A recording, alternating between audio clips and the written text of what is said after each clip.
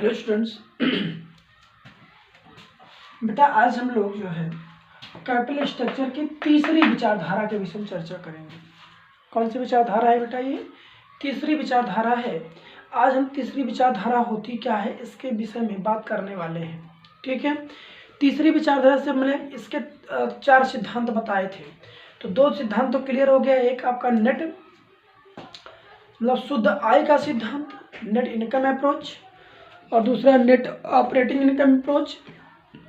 उसी कड़ी में आज हम तीसरे अप्रोच की विषय में चर्चा करेंगे। एक मिनट, क्लियर दिख रहा है? चलो, आज हम उसी के आगे जो है तीसरी विचारधारा के विषय में बात करने वाले हैं। तो अगर पीछे कॉपी पलट के देखेंगे, मैं 4 विचारधारा लिखाया था।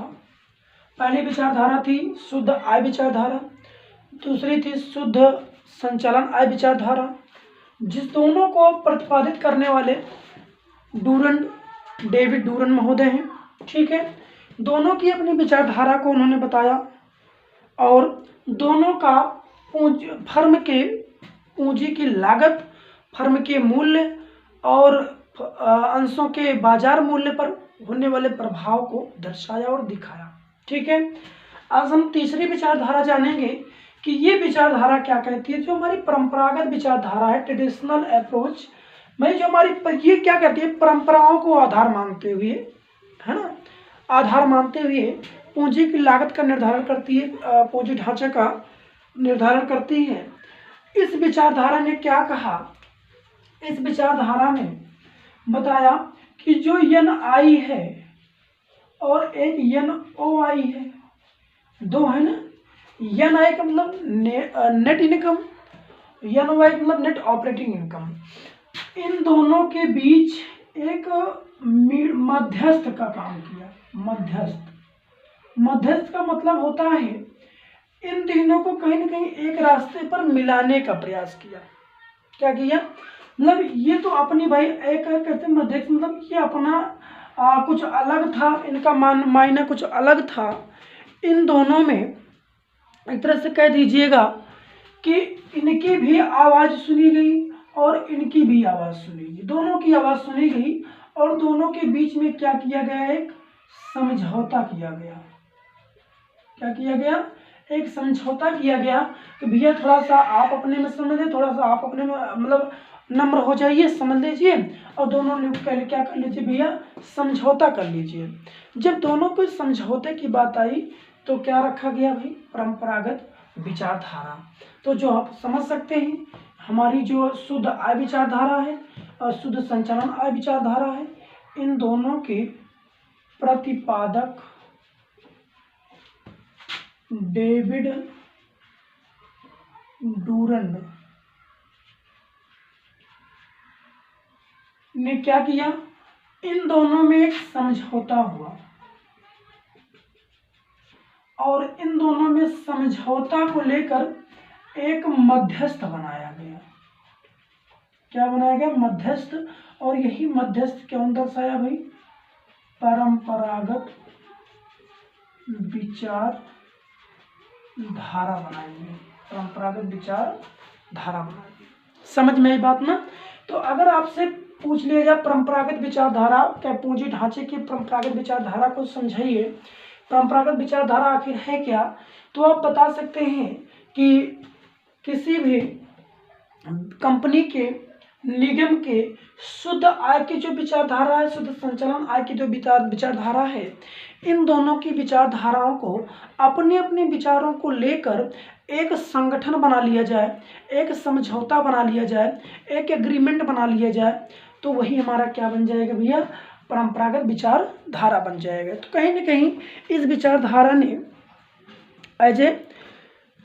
विचारधारा ने इन दोनों विचारधारा के बीच मध्यस्थ मार्ग की स्थापना की। मध्यस्थ मार्ग मतलब इनसे उलझे हुए समस्याओं से कैसे निकला जाए, परंपरागत विचारधारा ने इसके लिए एक मध्यस्थ मार्ग बना दिया। क्या बना दिया? मार्ग बना दिया, जिसको उन्होंने अपनी एक परंपरागत विचारधारा के नाम से माना जाता है। ठीक है, तो परंपरागत विचारधारा क्या है? मतलब एन आई और एन ओ आई के बीच एक मध्यस्थ मार्ग का काम करता है, रास्ते का काम करता है।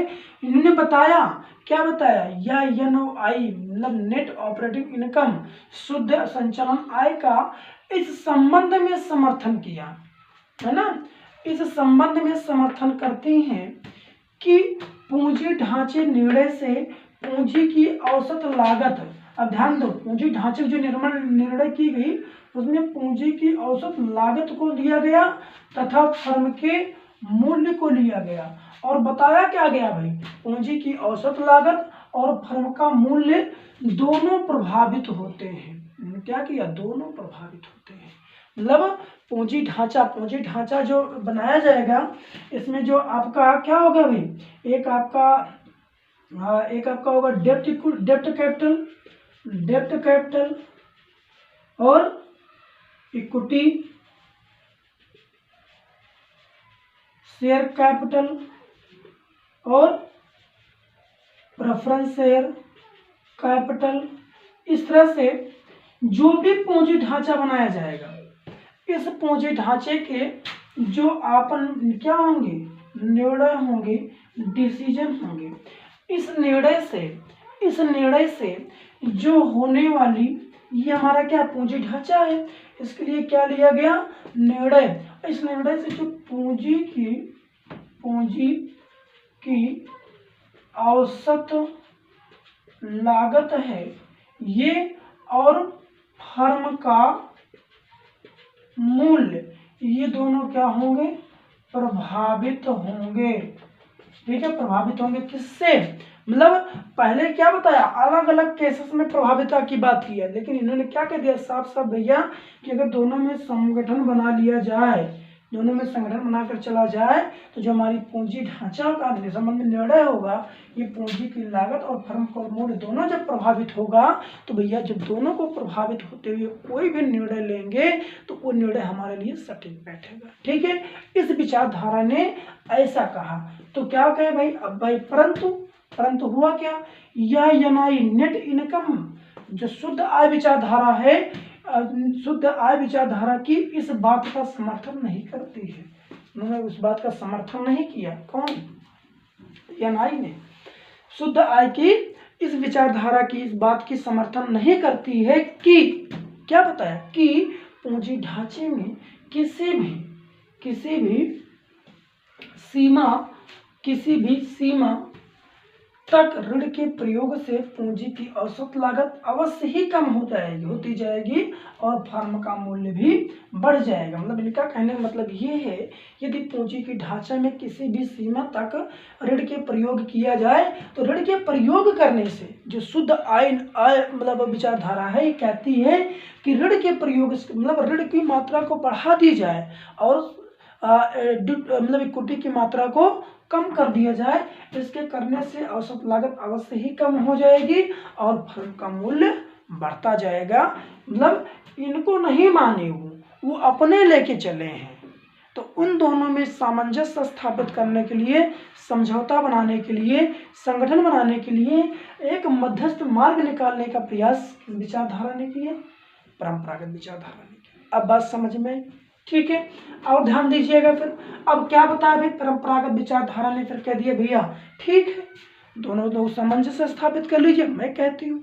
अब उन्होंने क्या कहा, तो परंपरागत विचारधारा का अपना जो सारतत्व निकला, कहा सारतत्व यह है कि ऋण के विवेक पूर्ण, मतलब ऋण ठीक है, आपकी बात सही है, चलो ठीक है, ऋण का प्रयोग कीजिए, अधिक से अधिक कीजिए, लेकिन ऋण लीजिए तो उसका विवेक पूर्ण मतलब प्रयोग कीजिए। विवेक पूर्ण प्रयोग, विवेक पूर्ण प्रयोग, इन्होंने बड़ा अच्छा बात कहा कि भैया ठीक है, आप लोन लेकर काम करिए, आप उधार लेकर काम करिए, लेकिन जो उधार लीजिए उसका प्रयोग विवेकपूर्ण ढंग से करिए।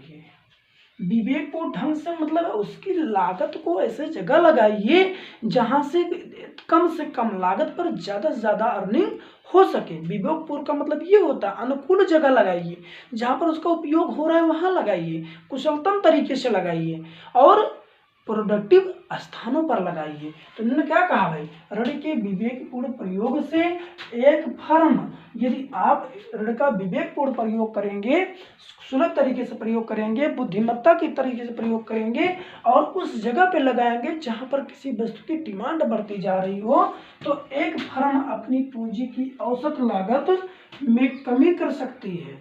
तो अगर भाई ठीक है, आप अगर ऋण का जो है, ऋण के प्रयोग से पूंजी की औसत लागत अवश्य ही कम हो जाएगी, ऐसा उन्होंने कहा। कौन, एनआई ने? तो उन्होंने कहा ठीक है, आप अगर उसी ऋण का विवेकपूर्ण ढंग से अगर आप प्रयोग करना चाहेंगे, करेंगे, तो वाकई में उन्होंने बताया कि जो पूंजी की औसत लागत है वो क्या हो जाएगी, कम कर सकती है और फर्म के मूल्य में वृद्धि कर सकती है और फर्म का मूल्य बढ़ सकता है। तो विवेकीकरण का मामला किस सिद्धांत ने लागू किया है भैया? परंपरागत विचारधारा ने। इन्होंने साफ साफ कहा कोई भी आप उधार ले रहे हैं उसका कुशल प्रयोग करिए, विवेकपूर्ण प्रयोग करिए, उसका जहां लाभ हो वहां पर लगाइए, फर्जी स्थानों पर ना लगाएं, ऐसा इनका मानना है। तो इस दृष्टिकोण का आधार भूत तर्क यह है, मतलब इसका आधारभूत तर्क यह है कि ऋण और समता पूंजी की तुलना में वित्त का एक सस्ता साधन है। मतलब ऋण और समता की तुलना में वित्त का एक सस्ता साधन बन गया। अब लोग ज़्यादा से ज़्यादा, आप लोग देख रहे होंगे, कोई भी बिजनेस करने जा रहे हैं, प्रत्येक बिजनेस करने के लिए लोग अपनी पूंजी से ज़्यादा ऋण लेकर कार्य करते हैं। बात समझ में आई कि नहीं समझ में आई? क्लियर हुआ ना? उनके पास उतनी पूंजी नहीं है, कोई भी व्यवसाय कर रहा है इसी विचारधारा के अनुसार। कहा ठीक है, लोन लीजिए, लेकिन उसका कुशल उपयोग करिए, विवेकपूर्ण उपयोग करिए, गलत यूज ना करिए। ठीक है बेटा? तो आज की क्लास में उम्मीद हम करते हैं कि आपकी जो परंपरागत विचारधारा है ये बहुत बेहतर समझ में। एक दिन में एक अप्रोच पढ़ा रहे हैं, बेहतर से पढ़ा रहे हैं बेटा। तो 12-15 मिनट जो भी वीडियो बन रहा है उसमें पूरा कंप्लीट है। ये जान लीजिए, अगर इतना पढ़ लेंगे तो विचारधाराएं आपसे छूट नहीं सकती। ये बहुत इंपॉर्टेंट टॉपिक था, इसलिए एक एक क्लास में पढ़ाने का प्रयास किया हूँ। ठीक है? कल मिलर और मोदी गिलानी की विचारधारा को पूरा किया जाएगा। ठीक, कहे थे भले आज पूरा कर देंगे, लेकिन पूरा नहीं हो पाया भाई। कहाँ देख रहे हैं ना?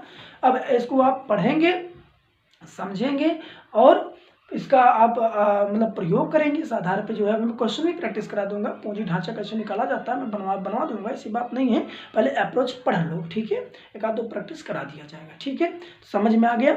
चलो, समझ में आ गया भैया, एक एक लाइक जरूर सब लोग कर दिया करो। धन्यवाद।